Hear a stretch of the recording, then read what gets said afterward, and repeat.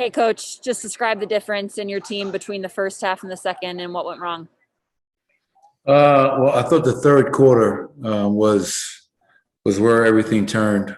Obviously, we got off to a great start. They closed that second quarter on a run, but the start of that third quarter, Katie, and third quarter overall was just awful. 41 points allowed. They shot 84% for the third quarter, and they were 9 of 12 from the three-point line for 75%. So, I told our players, everybody's blaming the refs and looking at the refs at the end of the game. The referees had nothing to do with that third quarter defense and not being ready to play. Blake got hot in that quarter, got them back in the game. And, that's two games now back-to-back, last night and tonight, where fourth quarter offense was a real struggle. Turnovers, we had 5 turnovers in the fourth quarter, only 1 assist. And obviously, we only scored 15 points. We were 0 for 7 from 3 and shot 26% from the field. So I'm sure our guys are a little bit tired. We had another guy miss the game, and Aaron Gordon. So silver lining, Marcus Howard, Vlatko, guys that got a chance to play, Bowl. They got a chance to play some real game minutes. And those guys did a pretty good job. Kyle Fredrickson. Hey, Michael, just a quick update on Aaron. Do you expect him to be back on Tuesday? And with Paul Millsap, was there any reason that he didn't get any minutes tonight? Aaron Gordon, I think he was leaning towards trying to play tonight. But I didn't see the value in him going out there, not feeling 100%. So it was kind of my call. He wanted to give it a go, my call to shut him down. So this was more just precautionary. He felt something, didn't feel really comfortable. So I made the decision to shut him down. And Paul Millsap, tonight was our third game in 4 nights. I had talked to Paul earlier in the day that I was going to hold him out just due to his age, this juncture of the season, and the sheer volume of games that we have played as of late. Matt Moore. There's no conspiracy there, so don't read into it. We asked Nikola about not only the physical drain on the season, but the mental drain. The guys, obviously, this has been a nightmare season for everybody, including yourself. Your rotation is so short. You've got 4 games left. You're 2 back of the Clippers. It's still catchable, but that's going to be tough. And there's not probably a lot of advantage from between the 3rd and the 4th seed. But with your rotation so short, are you going to be able to get guys a mental rest over this next week to get bodies and minds right before the playoffs? Do you have enough room in the rotation to do that? I guess we'll see. Come Tuesday, we'll find out who's available for the Charlotte game. I know Monte Morris is getting closer and closer. Hopefully Aaron Gordon will be feeling better by then, where he can maybe get a chance to get out there and play. The one silver lining from the play-in tournament for us is that after our game on Sunday in Portland, we will have that entire week to prepare for the opening weekend of the playoffs, which will probably start on that Saturday. So those days will be really valuable mentally and physically, Matt, to get our guys a break while preparing for the first round. Regarding the last 4 games, I'm going to try to get some of our high-minute guys, Nikola, Michael, Facu, Aaron Gordon, all those guys. If I can get them a game or 2, we'll definitely look to do that. But as you mentioned, we have to have healthy players behind that to be able to do that. So we'll see what happens as we move forward. Ryan Blackburn.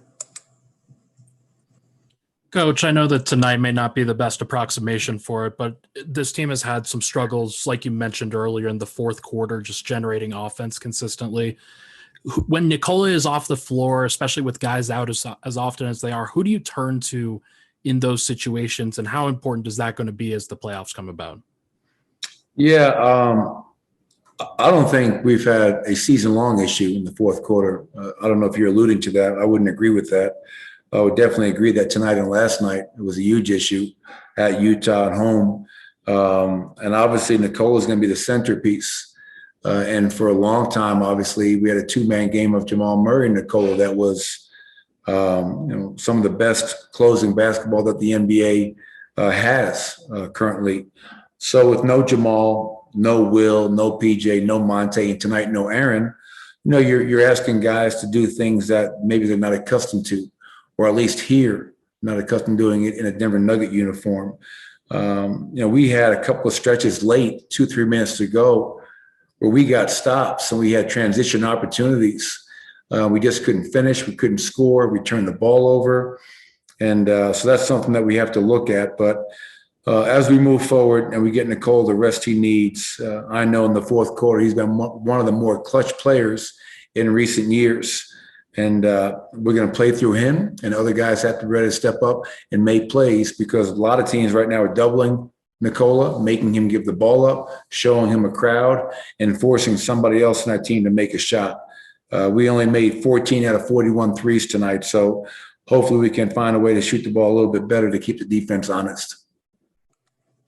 Vinny Benedetto.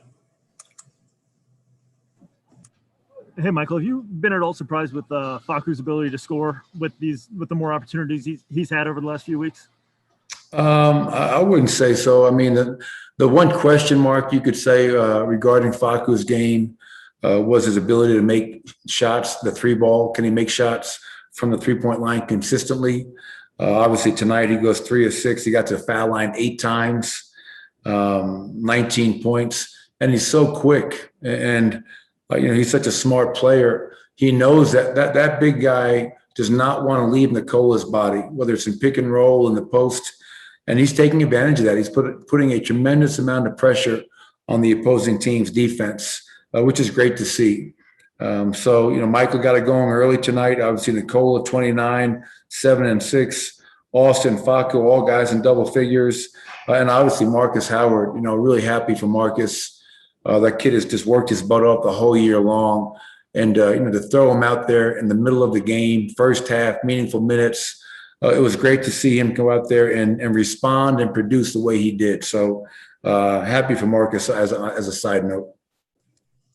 All right, Coach, we got time for one more. And Shawn Keeler.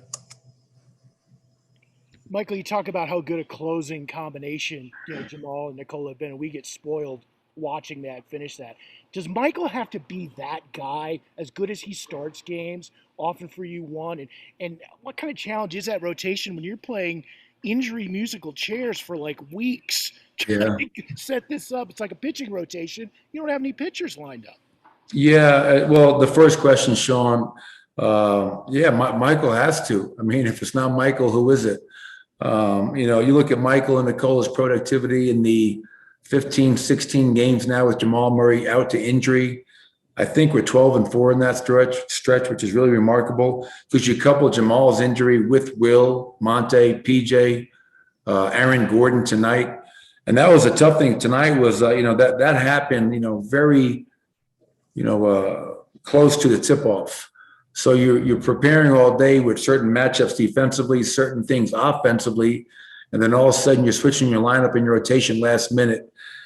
And it is a challenge. I mean, I'd be lying if I said it wasn't, because every game you're saying, okay, we don't have any smalls.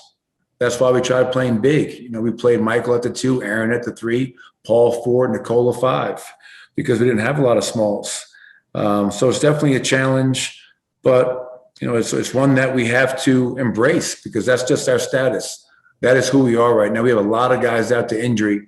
So you have to find a way to figure it out and find a group that's going to go out there and play the right way. That's 2 games in a row.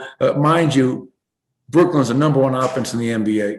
Utah is one of the top 4 offenses in the NBA. But to give up 127 last night, 125 tonight, a 41-point quarter, regardless of the injuries and the musical chairs that you mentioned, we have to find a way to defend a lot better.